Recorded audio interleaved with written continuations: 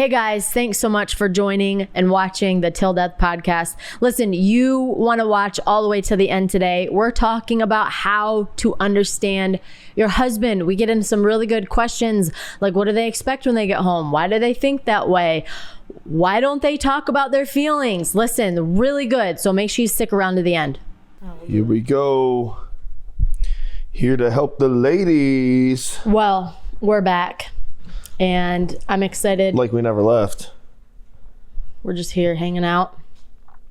No, but seriously, today we're going to ask him some questions and hopefully, you know. Asking all them questions. Why you asking all them questions? Making statements. Assuming? What's that from? That's stupid. It's a great song that was on the internet. I don't know. But I'm going to ask my husband, how to help you understand your husband better. It's a good question. So this should be helpful today. We already kind of talked about this a little bit before, so we can kind of get like ruined it. And I'll be honest, because he's like, well, just share what you ask yourself in certain moments. And I mean, really, I don't think I ask myself a lot of questions as to why certain things happen. Statements? I make statements. Some of them might involve wanting to throat punch him. So. I think that's an international symbol of help. Correct? No. Need help. Blink 3 times. She did punch me in the throat one time, not out of anger. It was not out of anger. I was just on a couch actually like this, curious. Just chilling, right? Just chilling. And just boom, right in the throat. That happened. Yeah. It was nuts. I was... It's like my throat quit. I found out what happened, so. It touched the backside of my throat. Collapsed it. So. It was nuts. All right, so we're going to do this. Let's go. Ready, set, go. All right. Trying to figure out how to understand your husband. Why are you the way that you are? Why do you do the things you do? Which are valid questions. I think we're pretty easy. See. I think we need to preface this, right? I think there needs to be an understanding that men and women clearly... Really different. Men are easy. Women are not as easy. It always comes just barging his way in the conversation. Okay, so men, we need to have an understanding, ladies. And this is, a question that will have to ask the Lord one day when we see him face to face. But for now, we can grasp as much understanding as possible. And we need to know that men think in boxes, where we definitely are like one big, huge, wiry ball that everything's all interconnected.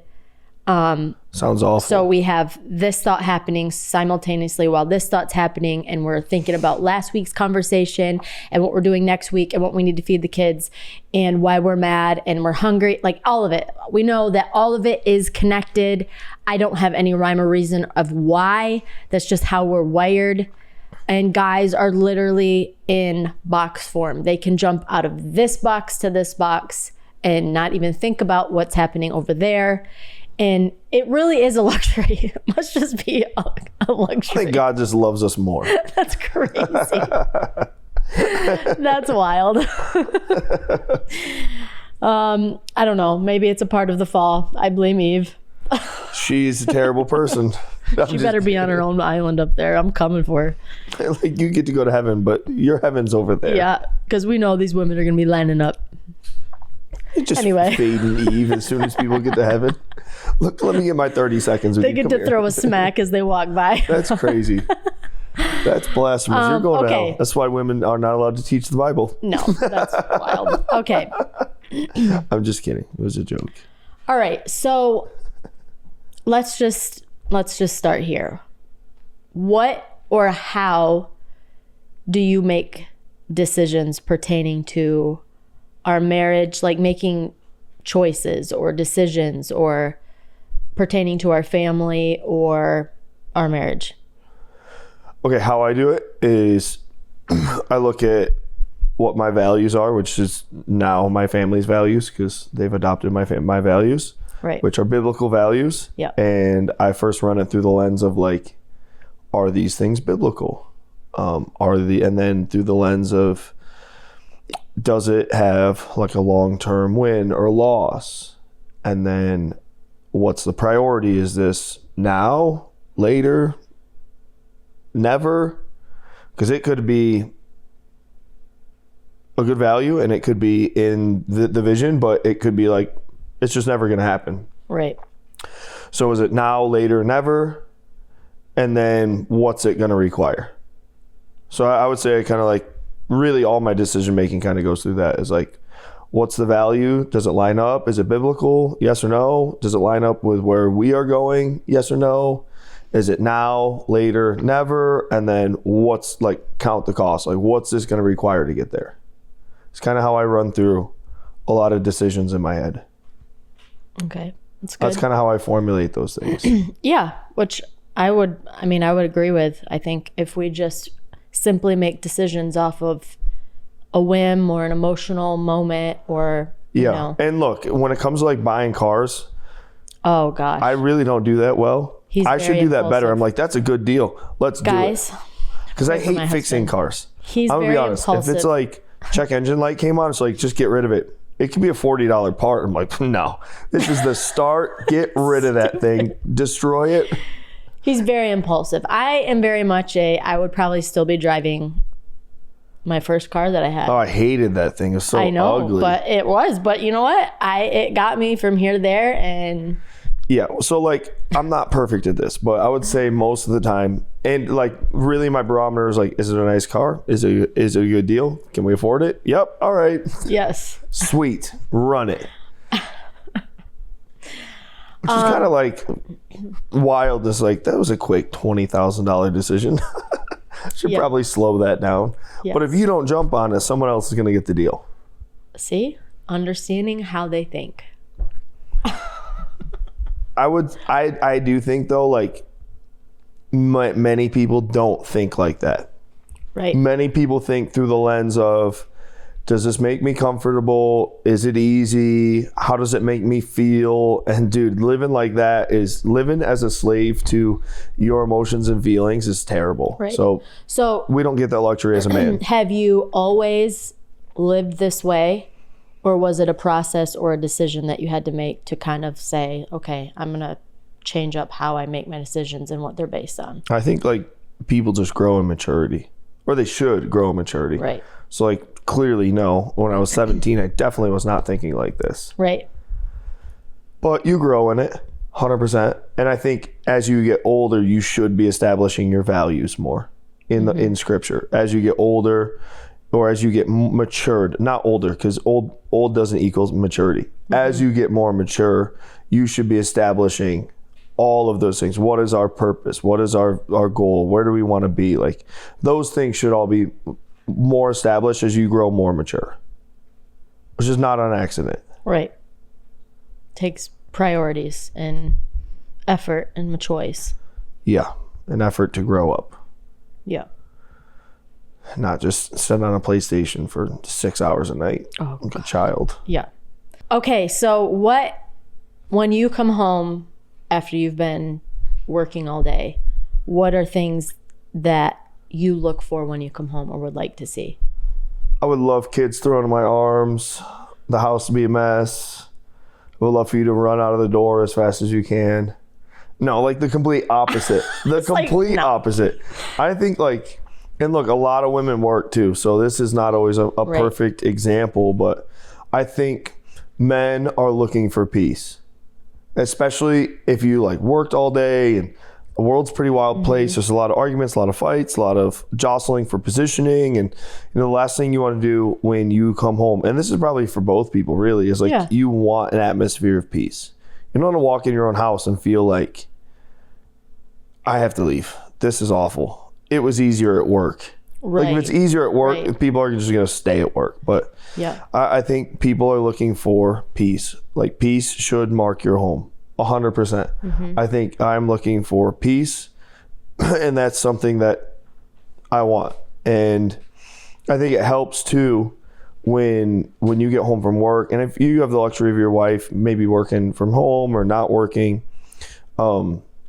those like first like 15, 20 minutes being home, not being bombarded with like 100 things to do is nice. So I know those things need to happen, but also it would be nice to just sit here for like 10 minutes, grab a drink, grab a snack, just do something that I can be mindless with. Yes, go to the empty box. Yeah, let me just be empty for a couple minutes in my mind. It will be very helpful. So I would say peace is very important.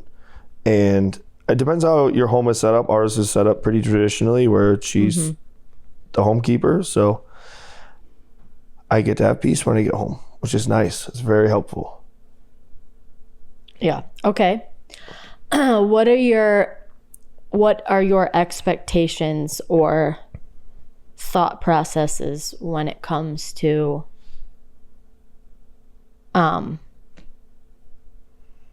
parenting? Like if we have a disagreement on how something should be dealt with. Oh, I mean, like, again, we're traditional, so it's like I'm the final say in the home. So, and it doesn't mean I'm going to be a jerk and demand and command everything, and I'm not going to listen to other people's opinions. But at the same rate, like if there's a hard decision or a decision that I 1000% think is right because of values, because of where we're going, because of later, never, now, or because of, like, hey, counting the costs in the moment. Like if I think that this is what has to happen, then as mad as someone else is going to be, that's the decision that's going to be made. Yes. Yeah. Okay. And I think that's the responsibility. And I don't think a lot of men are willing to fight that fight, but you're surrendering a conviction. And I think that's silly. Like you guys will get over it in a matter of a couple hours. It'll be fine. But that's where I think men just make a lot of concessions because they buy the happy wife, happy life lie. And really it's like, no, like purposed life and doing hard things and not just always trying to be comfortable equals a happy life. Right. Not just pacifying everybody. Like, fight the fights. Right. Stand your ground. Fight the fights. Okay. What about your thoughts or feelings on how wives should present themselves? Yeah, it's different for everybody. I told you this morning, I'm like, you look good in the mornings. I don't know. There's something about that morning, that little fresh face, wake up. I like it. Oh, wow. I think that's just really between the two people and making sure the other person feels respected is important. So like if I go to Walmart and I got like a fishnet jersey on, you're like, all right, you're not representing our marriage well. Right. You're not respecting me. Well, that's fair. Like my goal would be to respect you, not to live in my freedoms. Right. And equally so, like I don't want you going to Walmart in a fishnet shirt. Like that's going to be a hard no for me, bud. Yeah. Yes. Hard no for me, bud, because you should want to respect your spouse. Yeah. Like with responsibility comes a lack of opportunities sometimes. Right. I think part of marriage is like respecting the other person. Right. That's more personal, I think. What would you say? Would you say it's important? Because I know a lot of wives have a hard time because they feel like their spouse doesn't open up to them and talk about things. So whether it be the hard moments in life, how they feel about certain situations, or just like what's going on at a deeper level. I think people just need to be better at asking questions. It's like, if you like talk to a man, what's wrong? Nothing. Right. It was like, that's the normal answer, but like most of the time we just don't want to resurface it. It's like already annoying. It's like, all right, I don't want to. But if you ask better questions, you get better answers. So it could be, like, hey, what bothered you about that? What happened when you were younger that these things kind of make you mad? Hey, I noticed you got angry. what was the initial emotion that caused anger? Did someone like challenge your confidence, or you just start asking questions that can actually not what's wrong? Why are you mad? You know why I'm mad. Right. That's annoying. Now I'm more mad. It's like telling your wife to like settle down. Like, why are you mad? We both know why I'm upset. Ask the questions that matter. Right. Ask good questions. Okay. Ask good questions. Good questions. All right. I'm trying to think of good questions. Ask good questions. Let's see. How to understand You know what I think's your a good husband one? better. Is like, I think men, obviously, I think we're pretty easy. Like, we want to feel respected. Okay. We don't want to work for the cookie. Okay. You know, it's like, Right. we want peace in our home. Mm-hmm. I bet you give a man like respect, peace, and then nookie, that good thing. And it's like, it's going to be pretty easy.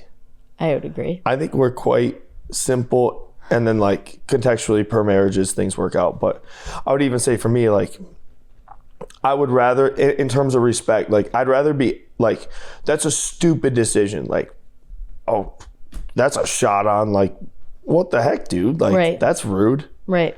Instead, I think, at least for me, like, it's better to be asked questions like, hey, what were you thinking about that? Mm-hmm. What was the thought process there? Because now it's not like I've been challenged and told I'm stupid, but we're actually going to have a conversation, which is nice. Because that's wild, where like you're just getting trashed by your wife and it's like, whatever, dude. Right. Like, now we're in a fight. Yeah. So I think a healthy thing, and I would say across the board for everybody, like, instead of just ripping people, just ask questions to get like, hey, what's going on? And you'll actually find, like, if you were upset about it, like, or if they were really acting dumb, like, most of the time people catch on, like, oh, you know what? Right. The more we talk about that, that is a silly choice. Mm-hmm. Or like throwing kitchen knives and be like, this is so stupid, we're never gonna do this, as opposed to be like, hey babe, what do you think? Like, what's the motivation behind this? Does this work in our values? Does this work in, Right. you know, like the purpose we have here? Like, what is this? Maybe this is a later thing. Why do you think now is the right time? And just kind of working through those questions. It's cool because like you'll actually get conversation, which women for some reason are obsessed with. You'll actually get, There it is.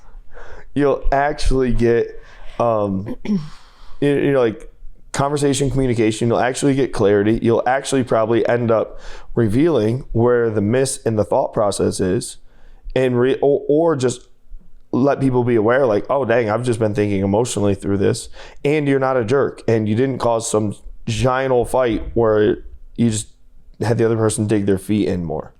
Right. So I think like if men can be respected, that's pretty easy. Mm-hmm. If there's peace, it's pretty easy. Like literally Proverbs 30, it's not Proverbs 30, but it near the end of Proverbs is talking about like a contentious wife. Yeah. Well, like, actually a lot. I mean, Yeah, I there's a think few there's times at least twice. It's like, it's mentioned. it's like the dripping of a faucet. Yeah. And it's like, dude, it will drive a man right out of the house. Drive them crazy. It'll drive us right away. Find someone in somewhere or something Right. that is not a dripping faucet. Right. And then, I mean, we talked about the nookie. The nookie. I haven't heard that in a long time. That in so long. That good thing. But I mean, honestly, like if you keep turning a man down, Right. it's Right. gonna be like whatever. Don't care. And I don't think there's ever a good excuse to cheat. But Yeah, never. I can understand why some men do Absolutely. cheat, where it's like, oh wow, I've been turned down for the last 3 months and Yep. I feel like I'm unwanted, unloved, and now this one person gave me attention, and I know I shouldn't, but attention feels good. It's like, Right. I will never condone it, but I can understand it. For sure. I don't think it's ever acceptable, but I can see it, and it's like, you kind of did this to yourself. Like, Right. why did you do this? You said you loved him. Like, you weren't mature enough to work through your issue and want to give it up. Like, what are you doing? Yeah. I just don't get it. I don't get it. So I think understanding men is a lot easier than it is hard. And I also think that, you know, what we said a couple episodes ago is we got on a good one where it's like, if you just try to outserve the other person, you're going to be fine, but outserve them in what they actually care about. Right. It's like, hey, outserve your husband if he really values peace in striving for peace in the home. And then outserve your husband in showing him respect. Yeah. Whatever that looks like in your context. Yeah. And then outserve him with that thing. You know, but if you do that, guess what? You're likely to find a husband that is going to try to outserve you as well. Right. Yeah. I mean, it's just a natural ebb and flow that happens. So. I think we're easy to understand. Genuinely. Simple. Yeah. Just make life easier than it is harder. Yeah. Yeah, I think that's good. I think that's helpful. And ask questions. Don't really, that's the dumbest thing I ever heard. All right, now I'm definitely doing it. Now I actually I hit purchase. Oh, you don't like that? And you think I'm stupid? Purchase. But that's like how most people are. They're just going to double down. Like, oh, really? You think I'm an idiot? Let me prove to you how stupid I am. Purchase. It's true. Mail it in. Send it. But it's just like, it really is emotional immaturity from both people. Right. Yeah. I would agree. I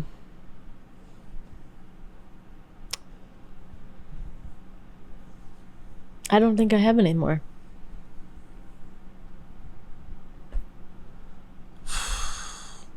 I thought I was in for it. This is probably really easy. I mean, I don't know. Maybe, listen, if you have questions that have not been answered, drop them in the comments. Drop them in the comments or else. Yeah. Also, this is like a very biblical worldview on marriage. Right, so right. If you're like the most feminist person in the world, you're going to be like, this is all, we're going to like read 12 paragraphs. And I'm not going to read the 12 paragraphs. I'm probably not going to either. In love, I'm not reading them. I'm not. Because we have a different worldview. Right. And I'm just here to let you know, my worldview has been working for a long time. It's been great. And it's been really great. Have people taken advantage of it? Yes. Yeah. And people take advantage of good things everything. all the time. All the time. So doesn't mean you throw it away. It means you just make sure you do it in purity yourself. Right. But yeah, like we're bound to have, I'm surprised we don't have more people in the comments like trying to talk crap, but don't care. Really, this is a Christian conversation, a biblical worldview. Yeah. And I'm not going to ever apologize for it. But I think, you know, if you can give men those simple things and keep those things in order, and obviously not everybody's the same. Like the recipe, the ingredients might be a little bit different, but I would be pretty pressed to say like most men are very similar in those contexts. You know, my saved and unsaved friends, those are all things that are very important to them and they strive for. And if you can help make those things happen, then if you can understand better, you can address it better, you can live better, which would be the goal. Right. Oh, amen. You got to know your enemy. You got to know your enemy? I'm just kidding. Friends close, enemies closer. Wow, so your spouse should be real close. All right, well, there you have it. Later.